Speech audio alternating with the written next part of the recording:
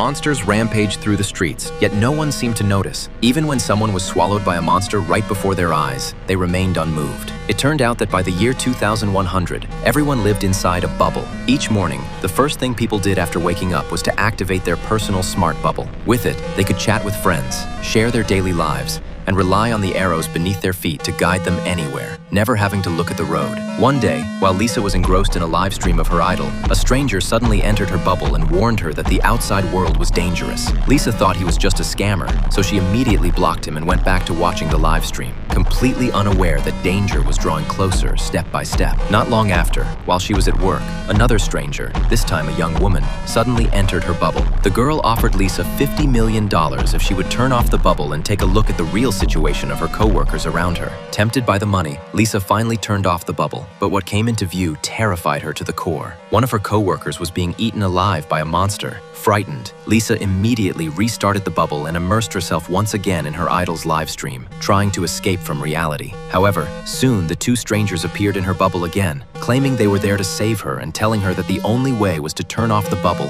and use her own eyes to avoid the monsters. Lisa hesitated for a moment, but eventually complied. She shut off the bubble and slowly moved away from her desk. But after just a few steps, she bumped into the desk. In a panic, she turned the bubble back on and followed the arrow to the elevator. But to her horror, she found a monster standing inside the elevator, yet the arrow still guided her forward. The two strangers shouted anxiously for her to turn around at once, but years of reliance had left her unable to disobey the bubble's instructions. Even with the monster just a step away, her legs felt nailed to the ground, completely unable to move.